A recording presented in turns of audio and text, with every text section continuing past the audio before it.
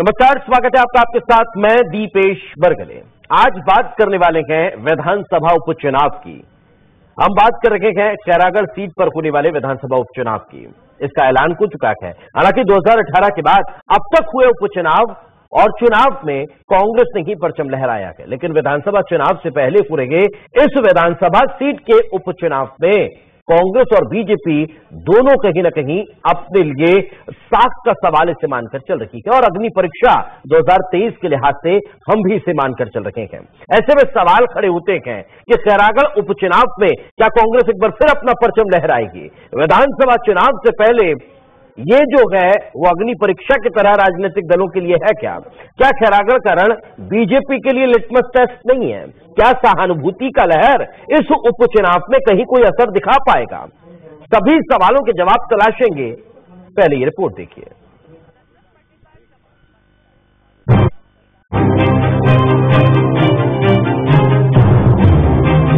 छत्तीसगढ़ में एक और उपचुनाव का बिगुल बज चुका है। जेसीसीजे विधायक देवव्रत सिंह की मौत से खाली हुई खैरागढ़ सीट पर चुनाव आयोग ने तारीख का ऐलान कर दिया। चुनाव आयोग के मुताबिक खैरागढ़ विधानसभा सीट पर होना के उपचुनाव 17 मार्च को उपचुनाव की अधिसूचना होगी जारी। 17 मार्च से नामांकन प्रक्रिया होगी शुरू। नामांकन की आखिरी तारीख 24 मार्च। 25 मार्च को नामांकन पत्रों की होगी जांच। 28 मार्च तक प्रत्याशी अपना नाम ले सकते हैं वापस। 12 अप्रैल को उपचुनाव के लिए होगा मतदान। 291 मतदान केंद्रों पर डाले जाएंगे वोट। 54 मतदान केंद्र अति संवेदनशील। 2018 विधानसभा चुनाव के बाद अब तक के हुए उपचुनाव में कांग्रेस का परचम लहराया है, इसलिए कांग्रेस का इस उपचुनाव को लेकर हौसला बुलंद है। 2018 के बाद जो हुए सभी चुनाव में कांग्रेस जीतती रही है। निकाय चुनाव से लेकर पंचायत चुनाव में कांग्रेस का लहराया परचम। अब तक हुए सभी उपचुनाव में कांग्रेस को जीत मिली। 2018 के बाद बीजेपी और जेसीसीजे विधायकों की मौत से 3 सीटें खाली हुई। इससे पहले दोनों सीटों पर हुए उपचुनाव में कांग्रेस को जीत मिली, लेकिन बीजेपी के लिए भी ये सीट बेहद महत्वपूर्ण है। 2018 चुनाव में बीजेपी यहां मामूली अंतर से हारी थी। 2018 विधानसभा चुनाव में जेसीसीजे के देवव्रत सिंह ने जीत दर्ज की थी। बीजेपी की कोमल जंघेल को केवल 870 वोटों के अंतर से हारना पड़ा। नवंबर 2021 में देवव्रत सिंह का निधन हो गया। विधानसभा चुनाव 2023 से पहले हो रहे खैरागढ़ सीट का उपचुनाव कांग्रेस और बीजेपी के लिए महत्वपूर्ण है। कांग्रेस पर जहां अपनी जीत के लय को लगातार बरकरार रखने का दबाव है, वहीं बीजेपी यदि ये सीट जीतती है तो उसके लिए ये जीत चुनाव से पहले संजीवनी साबित होगी। Team news state.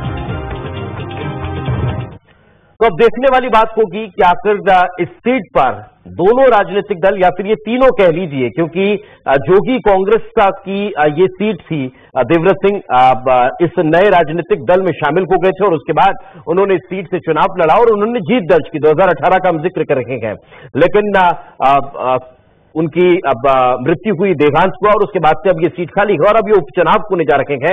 तो कौन सा राजनीतिक दल अब इस सीट को अपने पाले में ले जाता हुआ दिखाई देगा, ये बेहद महत्वपूर्ण है। आज इसी पर चर्चा करते हैं। डॉक्टर सत्यप्रकाश शर्मा जी हमारे साथ जुड़ चुके हैं, वरिष्ठ पत्रकार है, अब और साथ ही साथ नितिन बंसाली जी हमारे साथ जुड़ चुके हैं, कांग्रेस का पक्ष रखेंगे। राजीव चक्रवर्ती जी हमारे साथ जुड़ चुके हैं, बीजेपी का पक्ष रखेंगे। आप तीनों का बहुत बहुत स्वागत है। सबसे पहले नितिन जी, आप ही से शुरुआत करते हैं।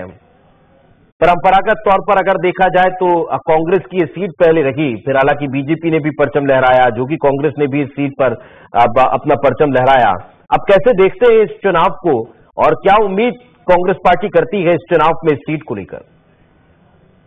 देखिए, छत्तीसगढ़ में कांग्रेस की सरकार के 3.5 वर्षों के कार्यकाल को लेकर हम जनता के बीच जाएंगे। जैसा कि हमारा परफॉर्मेंस देखिए आप, 2018 से लगातार हम जितने भी चुनाव हुए लगातार हमने हमारा बेहतर प्रदर्शन किया और हमारी लगभग जीती हुई है, हर जगह जीती हुई है। चाहे वो विधानसभा के चुनाव हो, चाहे वो नगरीय निकाय के चुनाव हो, चाहे वो पंचायत के चुनाव हो, चाहे वो नगर पंचायतों के चुनाव हो, सारे निकायों में, विधानसभाओं में, हर जगह पे कांग्रेस के प्रत्याशियों ने जीत का परचम लहराया है। उसकी वजह साफ है कि कांग्रेस ने जो कहा है वो किया है। हम जिन मुद्दों को लेकर, जिन बातों को लेकर हमने सरकार में हम आए थे, उन मुद्दों और उन बातों को हम लगभग पूरा कर रहे हैं। और इसका जो जनता का एक विश्वास होता है, जनता का विश्वास कांग्रेस ने छत्तीसगढ़ में जीतने का काम किया, इसका लाभ निश्चित तौर पर मिलते आ रहा है। जनता ने हमेशा जनमत दिया है, जनादेश दिया है और खैरागढ़ उपचुनाव में भी मैं आपको दावा करता हूं कि हम आज 70 है, खैरागढ़ में 22 अप्रैल के मतदान के बाद हम 71 विधायक होंगे विधानसभा में, ये तय।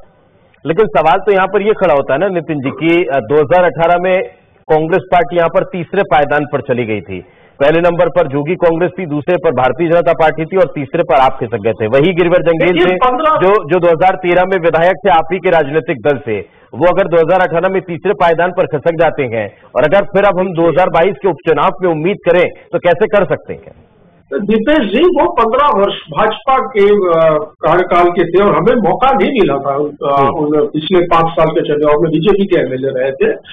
हमें अभी वर्ष जो ये 3.5 वर्ष जो हमें अभी सरकार बनाए हुए हुआ और जिस तरीके से अंतिम छोर तक के व्यक्ति को जो शासन की जन कल्याणकारी योजनाओं का लाभ मिल रहा है, और हम हमारे काम को लेकर मैं कह रहा हूँ आपके कि हम जनता के बीच में आशीर्वाद लेने जा रहे हैं और काम जो है वो काम बोलता है कांग्रेस का, इसलिए निश्चित तौर पर हम बिल्कुल निश्चिंत हैं। और हम 22 अप्रैल को, जैसा कि मैंने कहा, 70 से 71 विधायक कांग्रेस के विधानसभा में देखते हैं। जिस दिन परिणाम आएगा उस दिन आखिर आपकी 71 विधायकों वाली जो भविष्यवाणी है ये क्या साबित होती है। कमेंट राजीव जी से ले लेते हैं। राजीव जी, भारतीय जनता पार्टी ने तो 2018 में खैरागढ़ के लिए बहुत अच्छा प्रदर्शन किया, जहां पूरे प्रदेश में तीसरे और चौथे पायदान पर आपका राजनीतिक दल चला गया था, वहां खैरागढ़ में आप दूसरे पायदान पर थे और मात्र 800 से 850 वोटों का डिफरेंस था।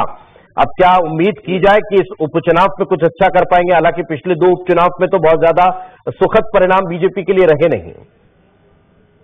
नहीं, बिल्कुल हमें बहुत भरोसा है ये जो उपचुनाव होगा। देखिए, जो 5 राज्यों के परिणाम आए हैं, एक वो फैक्टर है। दूसरा, अभी जो वहाँ नगरीय निकाय चुनाव हुए, वहां पर भी कुछ आप क्षेत्र देखेंगे उत्तर प्रदेश की खैरागढ़ सीट नहीं है, ये छत्तीसगढ़ की है, जो 5 राज्यों का सीधा असर हो जाएगा। नहीं, बिल्कुल मतदाताओं में तो असर आता है भाई साहब, आपको समझना पड़ेगा। एक जो लखनऊ से और देहरादून से जो हवाओं की लहरें आ रही है, वो लहर खैरागढ़ तक भी पहुंच चुकी है और वो लहरें वो सुखद हवाएं ये कहती है कि बदलो बदलो मेरे सरकार। तो निश्चित रूप से ये बदलाव की बयार जो चल रही है वो खैरागढ़ की जनता भी उसे समझ चुकी है कि विकास किसे कहते हैं, सुशासन किसे कहते हैं और स्वच्छ प्रशासन किसे कहते हैं। तो ये लहर तो पिछली बार और मजबूत थी राजीव जी। नहीं, 5 साल पहले ये लहर तो बहुत ज्यादा मजबूत थी, फिर 2018 में इसका असर क्यों नहीं हुआ छत्तीसगढ़ में? 18 में देखिए हमको 3 जनादेश मिला था, जनता ने सोचा कि अब इनको भी मौका दिया जाए, तो उस जनादेश को भी हमने स्वीकार किया। और अभी जो नगरीय निकाय के भी चुनाव हुए थे, जो पार्षद चुनाव हुए थे वहां पर स्थानीय स्तर पर, उसमें भी हमें बहुत अच्छा प्रतिसाद मिला है। और वहां पर कोमल जंगेल जी लोकल नेता है और बाकी भी जो कम्युनिटी है, या देखा जाए तो वहाँ गांव-गांव में जो बहारें चल रही है, एक मतदान के पूर्व भी जो गए थे, तो हमको ये संदेश मिला, जो अभी हम एक कार्यक्रम चला रहे थे बूथ स्तर पर कैंपेनिंग, तो खैरागढ़ में स्थिति बहुत अच्छी है। और अगर चुनाव आचार संहिता का पालन किया जाता है तो हम निश्चित रूप से इस चुनाव से हम विजय की आगाज शुरू कर देंगे 2023 के लिए। अभी तो नामांकन भी नहीं हुआ है, एक वार्म अप आप भी बाकी राजनीतिक दलों की तरह प्रश्न चिन्ह लगाने लगे चुनाव आचार संहिता का। अभी तक ये आरोप कांग्रेस उत्तर प्रदेश में लगाया करती थी, अब आपने छत्तीसगढ़ में लगा दिया। खैर, मैं लौटूंगा आपके पास, लौटूंगा राजीव जी, लौटूंगा, जवाब लूंगा। आप डॉक्टर साहब से एक कमेंट ले लेते हैं। सर, महत्वपूर्ण सवाल यहीं से शुरू होता है कि उपचुनाव अमूमन अभी तक हम जितने देखते आए हैं, शायद हो सकता है कि मेरे से ज्यादा आपका अब आकलन है और आपकी पत्रकारिता है, कहीं कोई अपवाद रहा हो तो नहीं पता, लेकिन जो राजनीतिक दल सत्ता में होता है वही उपचुनाव अमूमन जीतता चला आया है। छत्तीसगढ़ में भी हमने 2 उपचुनाव यही देखे। अब इस उपचुनाव में आपका गणित क्या कह रहा है? किस तरह की परिपाटी अब यहां पर नजर आने वाली है? देखिए, जैसा कि मरवाही कॉन्स्टिट्यूंसी पर बायपोल हुआ था, अगर हम उससे इसको कंपेयर करेंगे, उस समय योगी जी का जाना, उनके परिवार में जाति के कारण कंट्रोवर्सी सामने आना और कांग्रेस एक मजबूत पार्टी के रूप में उस दौरान दिखती भी थी प्रदेश में, जिसके कारण कांग्रेस की बड़ी मार्जिन से वो जीत गई। क्योंकि ये जो सीट है खैरागढ़, ये कहीं ना कहीं देवव्रत भी कांग्रेस की इनकी पूरी फैमिली रॉयल फैमिली से कहे हैं, तो इनकी पूरी फैमिली कांग्रेस से ही कई बार वहां से जीते।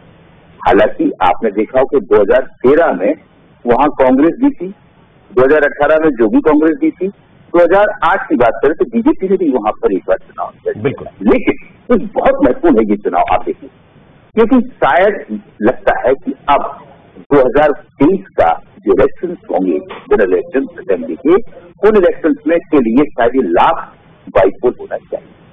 और ये बाइपोल वाकई लिटमस टेस्ट कहा जाएगा दोनों पॉलिटिकल पार्टी, क्योंकि जोगी कांग्रेस को शायद उतना परफॉर्म ना करता है, भले कैंडिडेट लाए या ना लाए, लेकिन ये पक्की बात है यहाँ पर कांग्रेस की साख को बचाए रखने और कहीं ना कहीं अपने आप को पुनः प्रतिस्थापित करने के लिए भाजपा पूरी ताकत इस सीट को जीतने में लगाएगी, क्योंकि भाजपा की स्थिति वहां उतनी बेहतर नहीं है। हालांकि जो अभी 4 राज्यों में भाजपा ने अपनी सरकार को रिटेन किया है, उससे कहीं ना कहीं बीजेपी पूरी बहुत उत्साहित है और वो कहीं ना कहीं घोड़े पर सवार होकर चल रही है।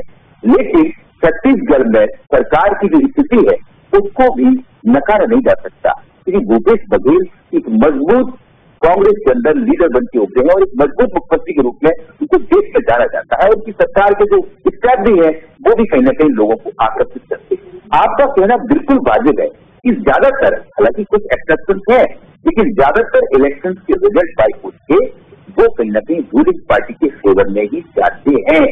लेकिन ये टाइम कम है, तो ये आप कहा जाएगा क्योंकि बचा हुआ जो असेंबली का टाइम है वो बहुत कम बचेगा। तो ये पक्की बात मान लीजिए कि ये चुनाव दोनों पार्टी के लिए वाकई अपनी अपनी प्रतिष्ठा को बचाने के लिए बड़ा मजबूत चुनाव होगा।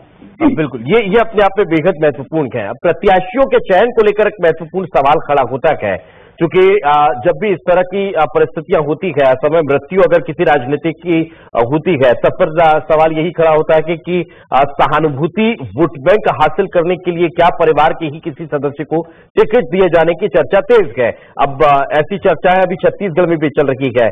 एक कमेंट मैं नितिन जी आपसे ही चाहूंगा, क्या ऐसी कोई चर्चा है कि उन्हीं के परिवार के किसी सदस्य को कांग्रेस पार्टी अब चुनाव मैदान में उतारने की तैयारी में है, ताकि सहानुभूति के साथ साथ प्रदेश के विकास में आप जो काम कर रहे हैं उसके साथ ये चुनाव जीतने में आसानी हो?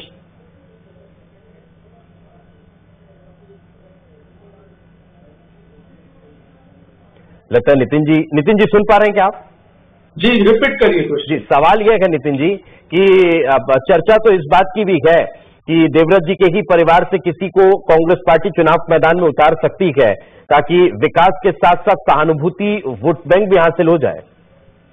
ऐसा कुछ भी नहीं है। पार्टी में टिकट के लिए बाकायदा एक समिति होती है कांग्रेस की, जिसमें स्क्रीनिंग कमेटी होती है, चयन समिति होती है, सारा प्रोसेस होता है, आवेदन लिए जाते हैं, देखा जाता है कि उस क्षेत्र में कौन कार्यकर्ता, कौन नेता अच्छे ढंग से काम कर रहा है, जनहित के मुद्दों को उठा रहा है, शासन की योजनाओं को सही तरीके से क्रियान्वयन करवाने में लोगों की मदद कर रहा है। तो ऐसे किसी एक स्वच्छ छवि के प्रत्याशी को निश्चित तौर पर कांग्रेस चुनेगी और उसे बिल्कुल टिकट दी जाएगी। और जैसा कि मैंने कहा कि हम काम के आधार पर चुनाव लड़ रहे हैं, सहानुभूतिवादी यहाँ कोई बात नहीं है। हम हमारे काम को लेकर जनता के बीच जाएंगे और निश्चित तौर पर जनता ने जैसे पिछले विधानसभा चुनाव से लेकर मैंने जैसा कि पूरा एक उपचुनावों का, नगरीय निकाय चुनावों का, पंचायत चुनावों का जो मैंने जिक्र किया, जिसमें कांग्रेस को सफलता मिली, निश्चित तौर पर खैरागढ़ की सीट भी कांग्रेस की जोड़ी में होगी और हम 70 से 71। चलिए राजीव जी, भारतीय जनता पार्टी कोमल जंगेल को ही चुनाव मैदान में उतारेगी या फिर अभी मंथन चल रहा है कि किसे टिकट दिया जाए? कहीं सहानुभूति वोट बैंक आप हासिल करना तो नहीं चाह रहे जो परिवार से किसी सदस्य को टिकट देने?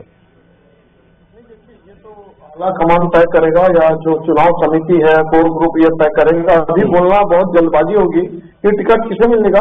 वैसे भारतीय जनता पार्टी में कार्यकर्ता चुनाव लड़ता है और सिंबल चुनाव लड़ता है, तो वो जो परिपाटी हमारे नेता कौन होते हैं, कार्यकर्ता मुख्य होते हैं। तो उस हिसाब से जो भी जिसे भी टिकट बी फॉर्म दिया जाएगा उसके लिए पूरी पार्टी समर्पित होकर काम करेगी। और देखिए खैरागढ़ के जनता के मन में भी ये दिख रहा है कि जो वादे किए गए थे, जो शराबबंदी का वादा था, किसानों का वादा था, बहुत सारे वादों की झड़ी थी 36 बिंदु से, और कांग्रेस पार्टी कहते हैं 36 में 40 बिंदु हो गए, 4 बिंदु एक्स्ट्रा भी आ गए। तो ये सारे बातें मतदाताओं के मन में हैं।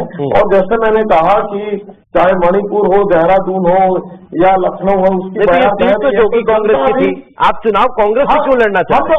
तो 870 वोट से हारे थे। कोमल जंगेल जी लगातार वहां पे सक्रिय थे। और अभी जैसे मैंने कहा कि जो नगरीय निकाय चुनाव में भी बहुत अच्छा प्रतिसाद आया था, तो निश्चित रूप से जैसे एक मैच के पहले वार्म अप मैच होता है या कंडीशनिंग होती है, तो ये विधानसभा के पहले एक अच्छी कंडीशन कंडीशनिंग होगी हमारे लिए और हम रिचार्ज हैं और निश्चित रूप से विजयश्री मिलेगी। अगर मैंने कहा अध्यक्ष आचार संहिता, क्योंकि देखिए दंतेवाड़ा उपचुनाव में या जोगी जी के जो निर्वाचन क्षेत्र मरवाही में वहां पर कांग्रेस ने खुलेआम धनबल बाहुबल और अपने थानों का उपयोग किया, अपने पुलिस मिशनरी को लगाया, प्रशासनिक मिशनरी को लगाया और उसके बावजूद हम से आ रहे हैं। तो अभी भी कांग्रेस पार्टी के छत्तीसगढ़ एक एटीएम बच गया है, एक छत्तीसगढ़ ही बच गया है ये वो दोहन करती है। तो कांग्रेस पार्टी तमाम तैयार है। मुद्दे पर भी आ रहा हूँ, एक कमेंट सत्यप्रकाश सर से ले लेता हूँ, एक कमेंट सत्यप्रकाश सर से ले लेता हूँ, फिर वापस लौटूंगा। राष्ट्रीय परिदृश्य में बनी भारतीय जनता पार्टी, डिबेट में भी मजा आया। मैं लौट रहा हूँ सर, मैं लौट रहा हूँ। राष्ट्रीय परिदृश्य में बने भारतीय जनता पार्टी इस देश की सबसे बड़ी पार्टी बन रही हो, देश के सबसे ज्यादा राज्यों में वो सरकार में हो और राष्ट्रीय स्तर पर भी केंद्र में सरकार में हो, लेकिन अगर छत्तीसगढ़ में विपक्ष पे है तो विपक्ष की भूमिका भलीभांति आपको नजर भी आ रही होगी इन बयानों में। अमूमन अभी तक होता ही आ रहा था कि किसी भी राज्य में चुनाव हो या फिर राष्ट्रीय स्तर में चुनाव हो, उपचुनाव हो, तो यही सारे आरोप दूसरे राजनीतिक दल लगाते हुए दिखाई दे रहे थे, जो अभी राजीव चक्रवर्ती जी विपक्ष की भूमिका निभाते हुए दिखाई दे रहे हैं। लेकिन सर इस पर भी कमेंट, इससे इतर एक महत्वपूर्ण सवाल यह है कि इस खैरागढ़ सीट पर इतिहास जो रहा है वो ये बताता है कि कोई भी राजनीतिक दल या वो प्रत्याशी उस टर्म के बाद दोबारा चुनकर नहीं आता है। कुछ साल बाद भले आ जाएगा, दूसरे राजनीतिक दल में रहने के बाद आ जाएगा, लेकिन 2003 का अगर हम देखें तो देवव्रत सिंह कांग्रेस की टिकट पर चुनाव जीते। उसके बाद अगर हम 3 के बाद अगर हम 2007 का जिक्र 8 का जिक्र करते हैं तो कोमल जंगेल बीजेपी से जीते। 2013 का जिक्र करते हैं तो गिरवर जंगेल कांग्रेस से जीते। 2018 का जिक्र करते हैं तो देवव्रत सिंह जोगी कांग्रेस से जीते। एक ही पार्टी का व्यक्ति उसी राजनीतिक दल से दूसरी बार अगर खड़ा हुआ तो जीतता नजर नहीं आया, फिर परिवर्तन हुआ तब हुआ। अब ये जो सीट बदली है, उपचुनाव अब जो हो रहा है, उसमें क्या ये नैरेटिव कुछ चेंज होता हुआ दिखाई देगा या फिर इसका असर 2023 में भी कहीं नजर आएगा? देखिए, आपने बहुत अच्छा प्रश्न पूछा है। खैरागढ़ की अगर आप नेचर के ऊपर जाए तो मैंने आपसे कहा कि अथवा रॉयल फैमिली बिलोंग करती है, करती रही। 4 बार वो चुनाव जीते हैं, एक बार नहीं 4 बार, क्योंकि राजनांदगांव जिले की जो सीट है फर्स्ट लोकसभा कॉन्स्टिट्यूंसी की सीट है, तो वो जो देवव्रत सिंह जी एक बार लोकसभा मेंबर भी रहे, बिल्कुल 5 चुनाव जीते। क्योंकि रॉयल फैमिली के प्रति लोगों का लगाव आजादी के बाद से डेमोक्रेसी में देखने को मिलता रहा है। हालांकि कुछ राजे महाराजे, बड़े बड़े महाराजे जैसे सिंधिया जैसे भी चुनाव हार गए, लेकिन ये पक्की बात है कि ये चुनाव कहीं ना कहीं उनकी मौत के बाद का चुनाव है, तो उनकी फैमिली के प्रति लोगों का जो लगाव है वो कहीं ना कहीं इस चुनाव में झलकेगा, या मान के चलिए जरूर झलकेगा। और ये भी कहते हैं कि 2018 और 2013 का जो आपने जिक्र किया, दोनों चुनाव में एक बार वो कांग्रेस थी, एक बार वो जो भी कांग्रेस छत्तीसगढ़ से चुनाव लड़े, इन दोनों स्थितियों में अगर अपन देखते हैं तो वही रिपीट हुए। लेकिन अब ये डिपेंड करेगा कि दोनों पार्टी किसको टिकट देती है। लेकिन ये पक्की बात है कि कहीं ना कहीं दोनों पार्टियों का ये प्रयास रहेगा कि उस फैमिली के प्रति जो लोगों की इमोशनल जो लहर है उसको कैच कराया जाए। इस तरफ दोनों पार्टी प्रयास करेंगी। लेकिन जो पिछले बार के चुनाव में जो रनर अप कैंडिडेट थे वो भी फिर मार्जिन से ही चुनाव हारे हैं। इस हालातों में अगर भाजपा उनको टिकट ना देके अगर इनको आजमाती है तो भी मुश्किलात है। लेकिन मेरा जो आकलन है, मेरा जो एनालिसिस है कि Congress will contest this bipole with the royal family members. बिल्कुल, और यही वजह थी कि मेरा सवाल था कि अगर ऐसा होता है तो शायद एक तीर से 2 निशाने आप कह लीजिए, या फिर अब दोहरा फायदा होता हुआ कहीं ना कहीं कांग्रेस को मिल सकता है। खैर नितिन जी, मैं आपके पास आऊं उससे पहले राजीव जी से कमेंट ले लेता हूं। राजीव जी, मुद्दे आखिर क्या क्या रहने वाले हैं इस उपचुनाव में भारतीय जनता पार्टी की तरफ से, स्थानीय स्तर का अगर जिक्र किया जाए या फिर प्रादेशिक स्तर का? देखिए, स्थानीय, प्रादेशिक और बहुत सारे मुद्दे हैं। सबसे पहले तो अभी जो मुद्दा है वो कानून व्यवस्था का है। कानून व्यवस्था की स्थिति बहुत सोचनीय हो गई है।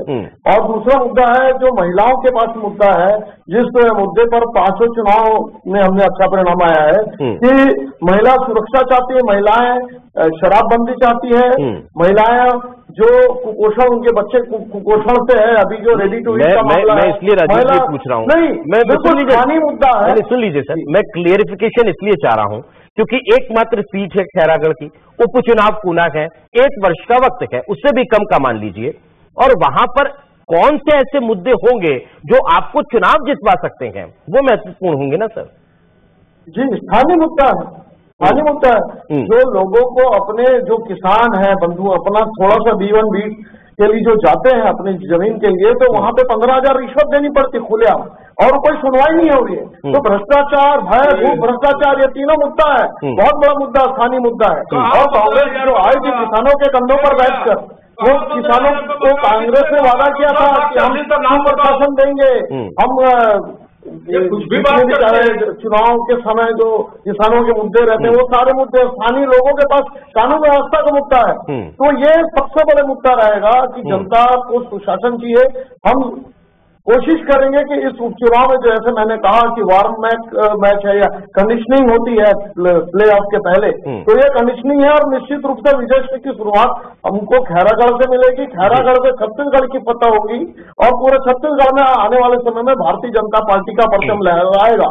तो खैरागढ़ छत्तीसगढ़ का एक नायक की तरफ उभरेगा, और खैरागढ़ की जनता से हमें जीत का श्रीगणेश मिलेगा। ठीक, नितिन जी एक कमेंट लूंगा, और एक सवाल ऐसा हो सकता है आप थोड़ा सा नाराज भी हो जाए, लेकिन सवाल है 2018 में मे बी देवव्रत सिंह के लिए आपने प्रचार किया होगा जो कि कांग्रेस में रहते हुए। अब चूंकि आप कांग्रेस में हैं, सवाल यही से खड़ा होता है कि क्या अगर जोगी कांग्रेस, क्योंकि हमने उनके एक प्रतिनिधि को जोड़ने का प्रयास किया था, अगर जोगी कांग्रेस वहां से अपना प्रत्याशी उतारती है, परिवार के ही किसी सदस्य को टिकट देती है, तो कांग्रेस पार्टी के लिए चुनौती? बिल्कुल कोई चुनौती नहीं। देवव्रत सिंह मेरे बड़े भाई और मेरे बहुत एक अच्छे दोस्त भी थे। देवव्रत सिंह कांग्रेस से सांसद भी रह चुके थे, देवव्रत सिंह कांग्रेस से विधायक भी रह चुके थे, देवव्रत सिंह यूथ कांग्रेस के प्रदेश अध्यक्ष भी रह चुके थे। हम सब ने उनके साथ काम किया, हमारी निजी क्षति थी देवव्रत जी का। लेकिन वहां पर मुझे नहीं लगता कि JCC-J जैसा कोई दल जो है वहां पर जमानत भी बचा पाए, ये स्थिति है। क्योंकि देखिए लीडर नहीं है उनके पास। जब तक अजीत जोगी जीवित थे तब तक एक कुछ थोड़ा सा फिर भी एक वो था कि कोई पार्टी है, कोई लीडर है। अभी एक बिल्कुल नेता विहीन हो चुके हैं, और इनकी ही पार्टी के विधायक जो है लगातार मुखर है खुद ही की पार्टी के नेताओं के खिलाफ। जैसे कि देवव्रत जी भी काफी नाराज थे, देवव्रत सिंह जी ने पार्टी की मीटिंग में JCC-J की जाना बंद कर दिया था, कोई संपर्क नहीं था, और मुझे जानकारी वो कांग्रेस में आने के लिए भी प्रयास कर थे। इसी प्रकार एक दूसरे विधायक जो है प्रमोद शर्मा, वो भी लगातार बगावत के दौर में। तीसरे विधायक जो है वो आदरणीय धर्मजीत सिंह जी, उनका भी कुछ अच्छा विजन नजर नहीं आ रहा है खुद की पार्टी के लिए। अब बची एक विधायक उनकी, तो वहां पर देखिए कोई नेता नहीं है, कोई स्ट्रेटेजी नहीं है, कोई प्लानिंग नहीं है। और मुझे लगता है कि परिवार में भी देवव्रत जी के जाने के बाद बहुत दुखद स्थिति कि परिवार में भी काफी विवाद है। तो इस ऐसी स्थिति में मुझे नहीं लगता कि JCC-J को वहां कोई फायदा मिलेगा। और कांग्रेस जो है, जैसा कि मैंने शुरू में कहा कि कांग्रेस अपने 3.5 वर्षों के जन कल्याणकारी कामों को लेकर जनता के बीच जा रही है, और निश्चित तौर पर सफलता मिलेगी, जनता का आशीर्वाद मिलेगा, और हम 70 से 71 होंगे विधानसभा में। चलिए, बिल्कुल अब ये देखने वाली बात होगी। बहुत बहुत शुक्रिया आप तीनों मेहमानों का हमारे साथ चर्चा में जुड़ने के लिए। लेकिन अपने आप में बेहद दिलचस्प रहने वाला है ये उपचुनाव, इस लिहाज से भी कि 2023 में बिल्कुल लगा हुआ चुनाव आना है, तो फिर कहीं ना कहीं ये चुनाव राजनीतिक कार्यकर्ताओं को मोटिवेट करने वाला तो जरूर रहने वाला है। इसी के साथ हमारे खास पेशकश में फिलहाल इतना ही, दीजिए इजाजत, नमस्कार।